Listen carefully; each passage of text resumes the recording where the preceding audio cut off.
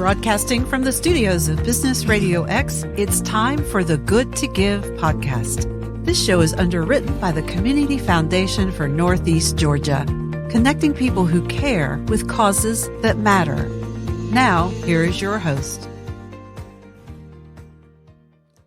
Good morning. This is Maria Walden with the Community Foundation for Northeast Georgia, our Good2Give podcast that airs now every other month. And I am here with my co-host, DePriest Waddy. Good morning, everybody. Good morning, Maria. Good morning. Good morning. We have an exciting show today.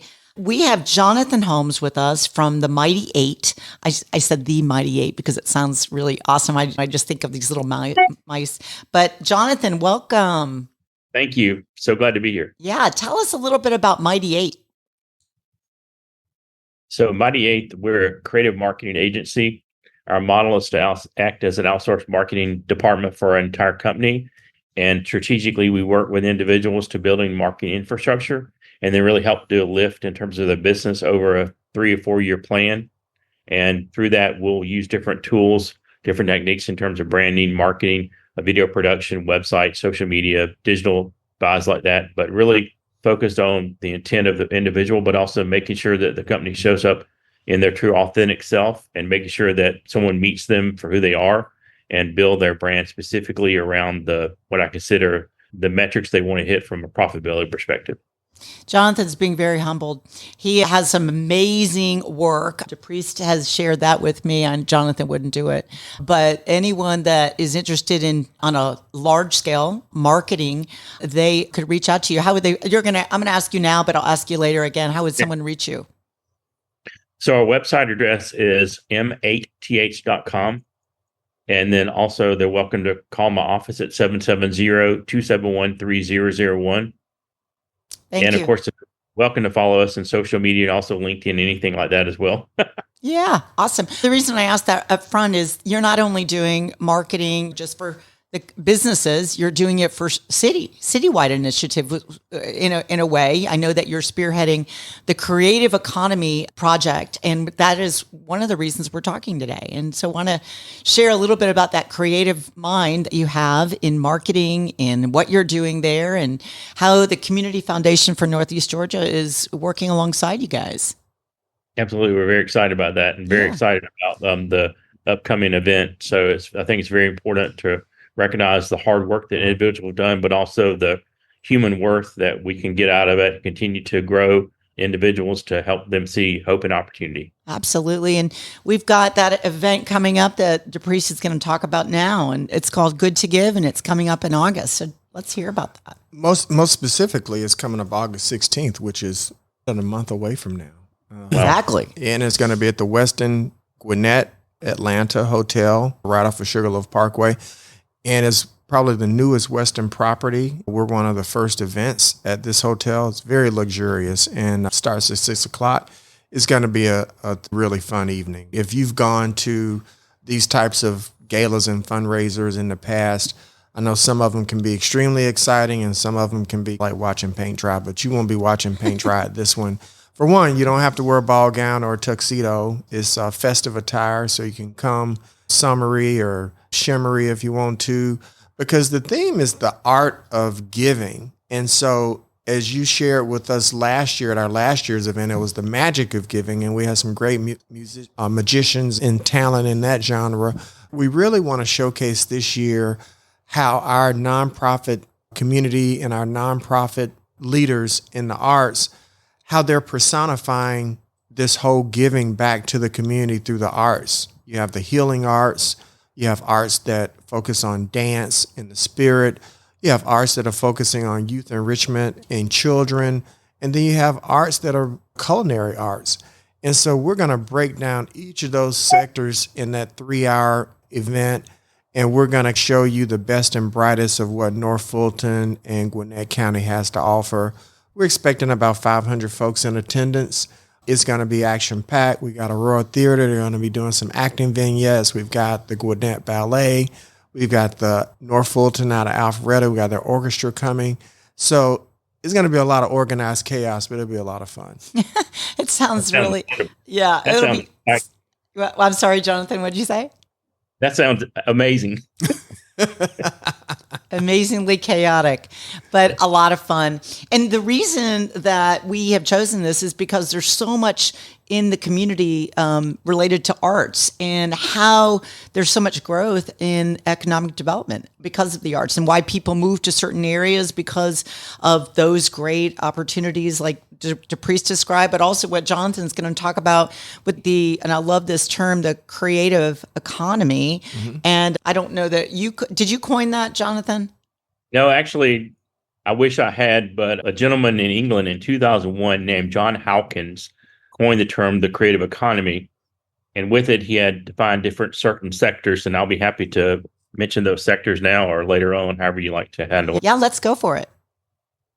The creative economy defined is your knowledge base. Think in terms of ingenuity and activity and idea generation, but also in terms of creative industries. And the ones that you would recognize the most and what I consider pure transactional are advertising, like my creative marketing agency. You got architectural firms, you got individuals involved in arts and crafts, you got fashion design, obviously the Vogue, the film, video production, photography, music, the performing arts, publishing, research and development, software, computer games, electronic publishing, and TV and radio.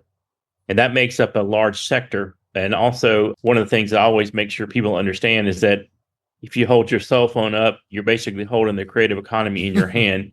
And a lot of people don't understand the impact of it. And really, that's one of the charges that we're really trying to make sure we put away is in terms of economic development. It's just like when we develop economic policies around any other type of manufacturing, that we develop economic policies around the creative economy.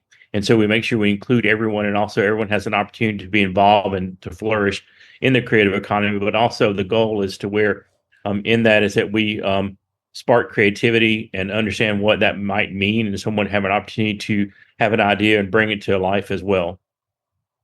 That's incredible.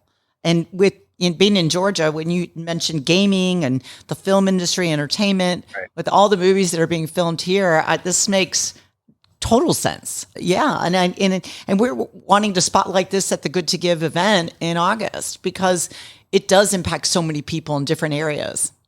I think also for me, Jonathan, what you have really brought to life is this whole new wave of what I call the cryptocurrency movement in the arts, because we've traditionally thought about painting pictures and ballet and opera, and those things are our hallmarks for sure. That's where we started from.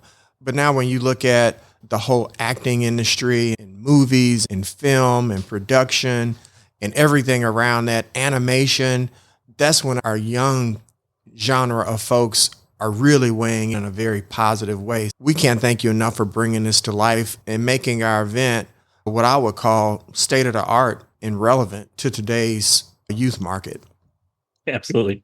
And that's one of the things too that I recognized when actually it was one of our clients, that we have clients from me that specifically are in construction, other things like that. And I realized when they were trying to recruit talent, you had people that had different interests, like you mentioned, the young minds. And so with it is that you want to make sure everyone has an opportunity to explore who they are. And so to me, you have people that love carpentry, you have people that love plumbing, you have people that love technical stuff, but also in it, I see these young minds that love the gaming, love the video production, love the arts and the crafts, and I would say some of the animation, some of the arts, and some of the fashion, some of the design. And so it's making sure they have an opportunity to have opportunity for job growth and development as well. That's an area that you don't think about as skilled trade as being part of the arts. Mm-hmm. And that's really an incredible point. Right. And the workforce development that's behind that. What were you going to say, DePriest? I was going to say, I'm dating myself when I tell you the story, so you're going to really laugh. But when I was a kid, maybe 4th, 5th grade, I had these buddies who were really great at doodling. And they would doodle in class and make all these really cool pictures and animated characters. And I went to Catholic schools. That was a no. And they got in trouble. And they'd always have to go to the principal's office. And they always had to write 1,000 times, I will not write animation or do all these pictures in school. And now we're stimulating those minds to be our best and brightest tech engineers in the country. So what was taboo in my day is now embraced in so many different ways. Absolutely. I was watching, I'll just piggyback on your story. I watched America's Got Talent last night. And there was a gentleman on there that is a content designer with TikTok. And I don't know a lot about TikTok, but that's considered he's got a job. He's so many followers. And so anyway, he's making money off of content design on TikTok. And so he was one of the performers last night. And I thought, wow, that's pretty cool. Yeah, very different. So tell us a little bit about what's going on though. And I know that we will talk about it at the event in August, but for those that won't be able to attend, and I'll make sure everyone knows how to get there if you do want to attend by the end of this podcast. But tell us a little bit about what's going on up in Gwinnett and how that you are growing that economy through the arts. So over a 5 to 6 year period, we gathered members of the community that included the community improvement districts, elected officials, the cities, and also Gwinnett County government and the school system as well as the technical school and of Georgia Gwinnett College, and basically worked with the county commissioners and developed a scope of work where we actually looked at the economic development model around putting together a master plan for the creative economy. And our directive was not to look at models that were just local, but look at international, look at ways where that we can basically lead the region, but also how we're doing it. And so we went out and looked and searched. We found the plans in terms of the economic development plan. You can understand that when economic development plans, people have different perceptions of what is success, where they might have, okay, you have a restaurant, you put it in a strip mall or a downtown center, and so you can have activity along with it. But also, a lot of times people will miss the fact that you can open up a restaurant, but also in it, you have to look at how you have the constituents and how the community is supporting that, and also how people get in there and what it means in terms of activation. And so we realized in the situation that, well, we can have different metrics in terms of how we improve the arts. We felt like we need to go much deeper and look at plans that we felt like were really, that could be transformational in terms of people's lives. And in it, as when we did this, we looked at kind of the pillars we felt like were important of the plan. And specifically, one of my passions are young people. I worked before at at-risk youth home, and I had young people that were going through different bad situations. They were arts for healing. And so mental health and wellness is my driver as a volunteer to make sure this happens the right way. But we looked at kind of our pillars of how we're developing it. And so we looked at how we actually drive the creative economy. We looked at how we're actually creating jobs, what's meaningful. You mentioned the film industry, and specifically one of my mantras is that why are we waiting for someone to come from out of town to create jobs for us? Why are we waiting for someone out of town to help write a script? While we're waiting for somebody to come out of town to create a short film? And to me, in the Gwinnett and the metro area, we have so much talent, we can almost make our own movies here. That's just one example. But also I realized that you mentioned that at the Good2Give facility at the event that's coming up, you have people that are talented that are going to perform. Well, that just didn't happen. And so basically there's a lot of training, there's a lot of education in that, and it's shown specifically statistically where people that are involved in creative industries and arts and things like that, they perform better in school. And so through that, I look at the fact of how we're nurturing the talent at a young age where they stay in school, but also then become formers and actually can give back to community and be artists themselves. And so connecting those dots in the community. And also one of the things that specifically that I'm interested in is the diversity of the Atlanta regional area. And so you look at how you're actually connecting people, connecting dots, but also breaking down barriers where you actually have ability to have those connections so people understand each other's culture. I love the Korean population we have in Gwinnett. I love Korean food, things like that. You mentioned the culinary arts. Those things are so important as far as understanding, and people have the experience of connecting those brands and connecting those people. And when you look at different people, different places, different things meet different people from different themselves. For example, a Korean family might need something else. A Vietnamese family might need something else, and other families like that. And so basically how we have them create a sense of space. But also when we're looking at this, we want to also inspire architectural design and planning. My thing is that we've had a lot of areas of blight. Let's put some paint around it. Let's look at how we're doing it. Yeah. Let's just make it a little more colorful. Right now, we're in the process of they're painting the underpass for the bridge, the Sugarloaf CID, and 85 coming into the Gwinnett Arena area. And so that's, to me, your sense of placemaking. And so you actually make just traditional things that are boring, you make it engaging, you have get a sense of place. But besides the mental health aspect of it, diversity and also redevelopment's a big piece of this that I am personally driven by, because I realized that the city of Philadelphia, and this is one of the things in the case study that we developed in the master plan, they actually used a mural art program to turn around areas of blight, give people a sense of place.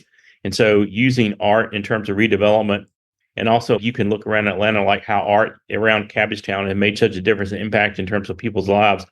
And basically it's taking that fabric and infusing it to where you improve people's lives. And so through that, we developed 10 major pillars of the plan. And then we have 4 initiatives. We're going to actually try to implement that and just basically grow and nurture and advocate for the creative economy. I see lots of different areas, and I've traveled and I've been to Philly and seen what you're describing.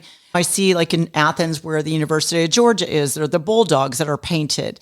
You go to different cities and they have this whatever mascot of sorts. And, right. But it really brings your attention to, what's going on in the community. You feel a little more connected. Also murals, where there's a sleepy, sad looking building, putting a beautiful mural, as you're describing. I don't know if it's the underpass, but I've seen this on many buildings. I live in Woodstock, and on the sides of many buildings are these beautiful murals. So you're really trying to bring in the community. And I think when you see things like that, you want to be part of it. And it helps the economy because you move there for those types of reasons. West Side did a great job as well. And as you described in Cabbagetown. I think one of the things too, I didn't mean to cut you off, DePriest, is that in terms of someone to be able to build their sense of purpose and a sense of place. And that's where you have the ability for someone, regardless of who they are, regardless of what their background is, they can build their own sense of place through that expression as well. Well, I was just going to say, to that same point, people want to live where they feel they're embraced and where they feel like they can thrive and where they could be expressed in their individuality. Right. And I love what the metropolitan Atlanta area is doing by personifying the arts in these auspicious ways so that these cities have more of an identity other than just a geographic place on a map. That's right. That's right. And our role as a community foundation is to come alongside you all and connect those people with the causes that matter, which is the actual community. And I know this was brought up with one of our teammates, but as a little bike rack that's painted, it looks different than something that's just metal and you don't even notice. So little things like that you can contribute in, or volunteer days to get involved to make your community even better. And so our role as a community foundation is to collaborate and be that convener. And that's why we're doing this. And so we're excited to work with you, Jonathan. I would tell you also, the art of giving came by way of the sugar ball that you equate to giving your pet to give them the medicine. This year, the Community Foundation for Northeast Georgia, through our Good2Give Fund, was fortunate enough to be able to target food insecurity and hunger as the prevailing theme where there is some significant deficits. So coming out of COVID, there was a lot of federal funding that went to our food co-ops and homeless shelters and domestic violence shelters and any folks that are client facing, right? They got to buy food. They got to buy formula. They got to buy, in some cases, even got to buy pet food because for the animals. And so what we found from speaking with the county, because I actually worked on the county plan with Gwinnett County, was that there was a significant deficit in resources around food. And so we decided that this year, the reserve fund that we have from our Good2Give fund, we typically harvest the interest off that fund every year based on the growth in the stock market. Right. So we're harvesting somewhere around $250,000 that primarily is going towards nonprofits that are dealing with food insecurity. And they're going to match it at a minimum of 1-to-1, some of them 2-to-1. So we're going to be celebrating on August 16th somewhere in excess of $655,000 is going to be going to food insecurity. That's fantastic. It really is phenomenal. You want to be able to celebrate with a little bit of a spirit-filled festivity. And so what better way of partnering food insecurity with the arts? And so that's how we're going to be partnering those two genres together. It's that human spirit, like you said, is that to me, like you're saying, is that to me, in those situations where I mentioned when I worked at the Troller's Home, back in the day where you have your basic need. Absolutely, food is so important, but also, DePriest, like you mentioned, is that to open up the human soul where someone can use just the ability to get away in the situation and kind of even in a park or just can use that in the healing expression or to understand as they make a transition. And so those are some of the things that I really want to put programmatically together where as we're looking at feeding people, we're feeding souls and we provide that vehicle for mechanism to use arts to feed souls as well as give them food and substance. And so then also then if there are people that have been through hard situations, if they're a brilliant artist that comes out of that, let's help take that young man and that young lady and let's make her feel like a superstar and put her give her a path through job training, things like that, to where she can actually become a real artist. Those are the pathways that we're trying that we're so eagerly looking for. And there's no better way than meeting somebody where they are. Right. That's right. And one of the things, and Jonathan, I hadn't even thought about are how restaurants are involved, the culinary artistry. And I hadn't even 100%. thought about, and I love food, so I can't believe I haven't thought about this, but, and yeah, couple that. You're a good company, Maria. Oh, I am too. Listen, I wake up thinking about what I'm eating that day. But you think about, okay, food insecurity, but also food and chefs and different other ways that you could grow that your workforce development in teaching those types of things as well. And so there's just so many things to uncover. And I know, Jonathan, you've introduced us to the Georgia Entertainment Group and what's going on in our state of Georgia. But this is just a phenomenal opportunity for anyone to get involved, and whether it be financial or as a volunteer, it sounds like. Absolutely. I think that's one of the things too, like DePriest, like you mentioned, as far as the food is in it, is to me, when you have everyone attending the event, it's that then with it, as far as like, how do we want them to act? What do we want them to do? What's our call to action? And so I love the fact that basically helping with the basic needs of individuals, but also helping inspire other individuals, helping inspire creative thought, helping inspire people to be better humans, mentoring, giving back, paying it forward. Those are my things that I think are so critical in terms of how we develop human beings, in terms of who they can be as individuals and develop them as a whole person. Without a doubt. I couldn't say it any better. Yeah. I really couldn't. But I think this is going to be a great way to introduce this idea. I know Gwinnett is one of the areas. Roswell's doing things all over Georgia. I think people are joining this kind of movement and the arts and how we could really impact the economy and DePriest, what he had said about you want to live in a great place. You want to go where the schools are great. That's what's driving a lot of people to where they are. But there's so many great areas. And Alpharetta's done a fantastic job with their downtown area. I'm not familiar with all the places, but Shawnee has done a great job with their local and downtown areas. That's right. Sandy Springs. There's just so many people that are coming together, but it is through the arts that's making them appear a certain way. And that's where you want to live.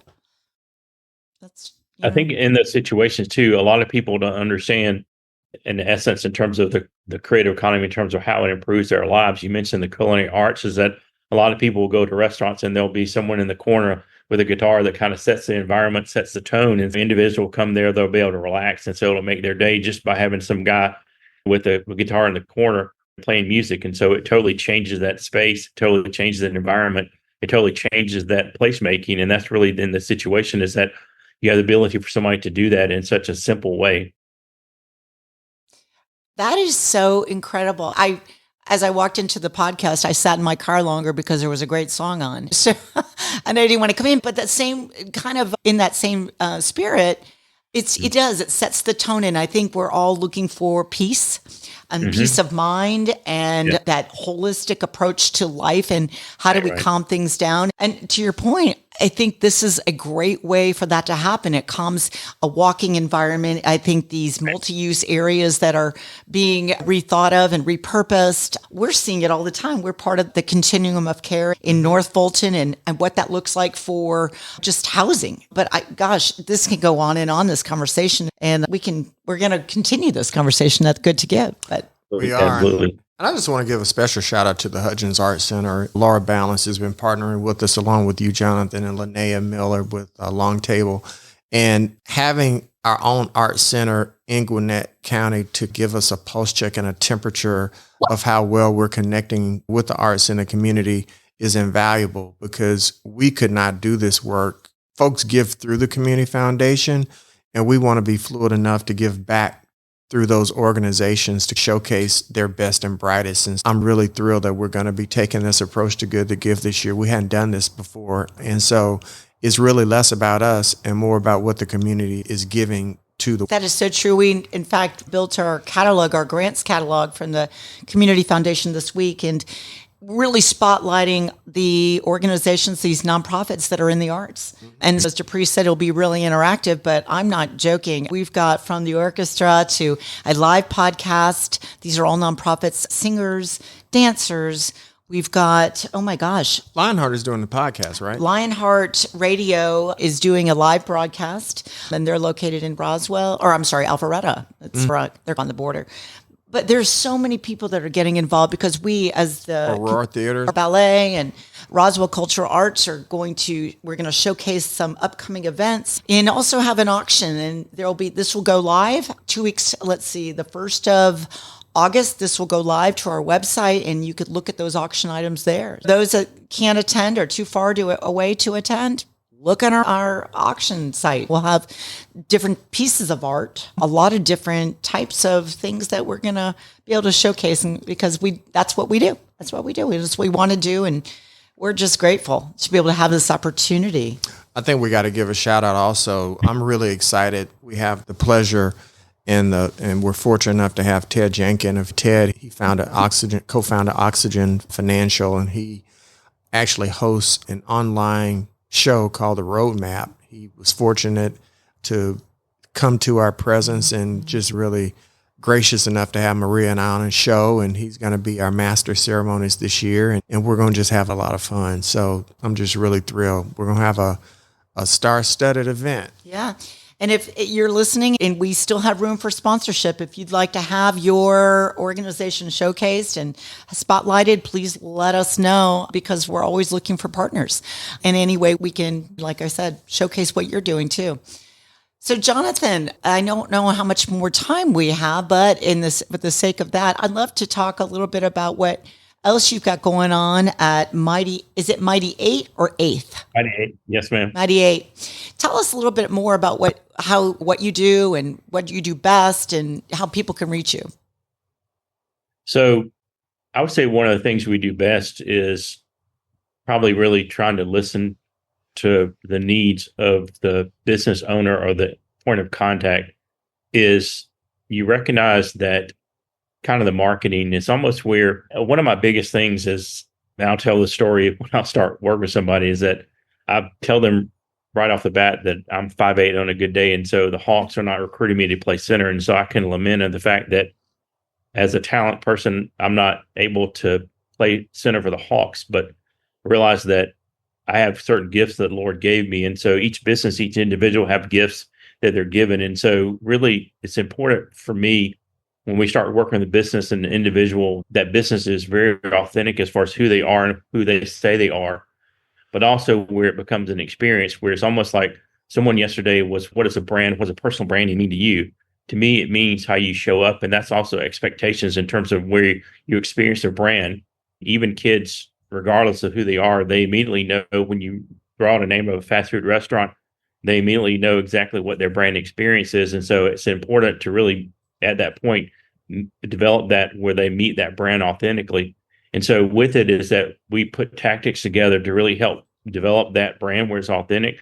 But also too is that, again, like I said, when I'm 5'8" on a good day, is that you don't throw things out there. You don't try to be someone you're not. And really, in terms of what you do, is that you provide this best service. You do this better than X, Y, and Z. And so you reach out to really who you are. You don't try to beat up your competition.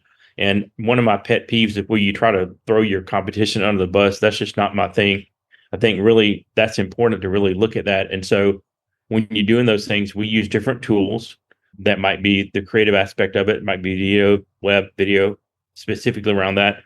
And develop programs to where people meet you where you are.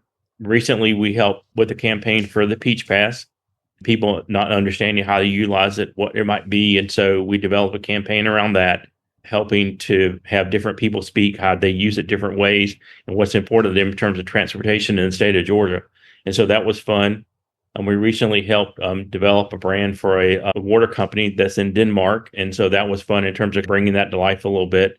And then also we work with different construction groups to help really tell their story too, where one of the big things we worked with as we rebranded E.R. Snell and out in Snellville area is that they're a 100-year-old company. And so part of it is that they're have like several hundred employees. And so they're also looking for talent all the time. And so they had to be relevant. They had to be new. They had to be, besides construction, they had to be able to attract talent. And so really helping that brand lift and develop talent. And so those little hallmarks are important to really develop someone's story. And at the end of the day, I love just saying how someone's business doing, how are you doing, how are your employees doing. And so you're actually able to really help build a business. But at the end of the day, you build someone's lives. And so I look at when I'm working with somebody, it's simply the way that you build their business, build their lives, you impact the employees, impact the community. It's all connected. Yeah. See, I told you he was humble. Wow. Okay. So one thing I have to say, and I'm going to spotlight, is that Peach Pass, because I use it all the time. So thank you. I need it. And in Atlanta, you need a Peach Pass. If you don't know what a Peach Pass is, you need to find out, because it'll save you a lot of time. It's a different and headaches. Oh yeah. So thank you. But yeah, incredible stuff. So it makes sense why you're involved in the creative economy, because so how did you get involved in that? Through my work with the chamber in terms of the partnership with Gwinnett, recognizing that it was created, Artworks was established in terms of developing economic development policy around the arts. And then it evolved over the years to create Gwinnett to where we really need to develop it. But also you mentioned, besides my human component, as far as wondering, making sure the kids are taken care of, is I do have a initiative there, because I do have a agenda, but also that's making sure we have great talent in the community in and around Atlanta. And so I hire content specialists, I hire graphic designers, I hire videographers, I hire project managers. And so people that are just grippers and film folks all the time. And so being able to have and connect with those individuals is so important for us delivering a great product. So I do look at this as far as helping build our business, build the industry as well, but support development of those young talents. Wow. We need you in every city, major city, it sounds like. And this is something that can be replicated, because I think originally said someone saw this in Philly and are saying, okay, that worked. And I know lots of other different cities across the U.S. are doing this, probably across the world. Right. Yeah. So that is, wow, really, you've done an amazing job. And I'm grateful to be able to get to know you. And I can't thank you enough, Jonathan. I've seen you start your business and really personify and blow up in so many different ways. And so you've got so many fans, including myself, on the sidelines, and we're just really thrilled to see you in this particular role. And so many blessings to come. So thank you for joining us today. Yeah, absolutely. And Jonathan, you'll be at Good2Give, and we're excited about you being there. I told you I would ask again how one would be able to reach you, whether it be through learning more about the creative economy or what you're doing with the Mighty Eight. Absolutely. So I'll start with the community first. Okay. If you'd like to get involved to help with us driving the economic sector and create Gwinnett, you can go to creategwinnett.org and you can learn about the plan. And also you can sign up there, but also in it is that you have an opportunity to learn and get involved and understand how you can invest in that as well. From me personally, as far as a business or to have a conversation about both, my email address is Jonathan, JONATHAN @m8th.com. And my office number is 770-271-3001. That's amazing. And you mentioned the financial aspect, which is a lot of what we do at the Community Foundation for Northeast Georgia, and opening a donor advised fund that could funnel right into something like that Jonathan just described. And Ted Jenkin will be talking about that at Good2Give and how valuable that is. So if there's capital gains or you have some resources that you'd like to redirect, we're willing to help you. And we're excited. We're just seriously excited. DePriest, how do you close us out? We're closed. What about Good2Give? How does everybody reach us? I do want everybody to know that we still have seats and sponsorships available for Good2Give. You can go to our website, www.cfneg.org, and it'll give you all the details. And you could always reach me or Maria via Waddy at cfneg.org or Walden at cfneg.org. And that'd be either me or Maria, and we will navigate you to where you want to be. In other areas too, if you're a nonprofit listening and have, for this specific event, want to showcase some event you have coming up within the arts, let us know. So we're here in the community to help and grow and serve. And that is our role as a conveners. But we are excited about today. We're excited about August 16th. We hope to see you there. Jonathan, I know I'll see you there, and DePriest, of course. We live, eat, sleep, and breathe this right now for the next 30 days. And so we're thrilled. Anything else, Jonathan, before we close out? I was going to say one more comment. I think, too, is that I want to thank you, the Human Foundation, for the leadership aspect of it. And I want people, as we're going to the Good to Give to get, as far as what the event might be, is that don't overlook the fact that in the area, and specifically Atlanta, is that the rest of Atlanta, Georgia, and the country watch us, and how important leadership is. And you mentioned Donor Advised Fund in terms of what you're doing programmatically. This area, we lead in developing new policies and develop the way we do talent. And so it's so important for us to make sure we lead in the right way, because people are watching us, and we actually help lead the state of Georgia and in the nation in terms of good policies, in terms of giving back and building human worth. And so leadership is so important. And I really appreciate the leadership initiative that you've undertaken to highlight this and to help us grow. Thank you. We appreciate that. We're excited to work alongside you. All right. Thank you so much for listening to the Good to Give podcast, sponsored by the Community Foundation for Northeast Georgia. This is Maria Walden and my co-host. Waddy. Yeah, signing off. Look forward to hearing and seeing you soon. Thank you. Thank you for joining us on the Good to Give podcast. This show is underwritten by the Community Foundation for Northeast Georgia, working with donors and nonprofits, improving our world through the power of philanthropy. For more information, go to cfneg.org.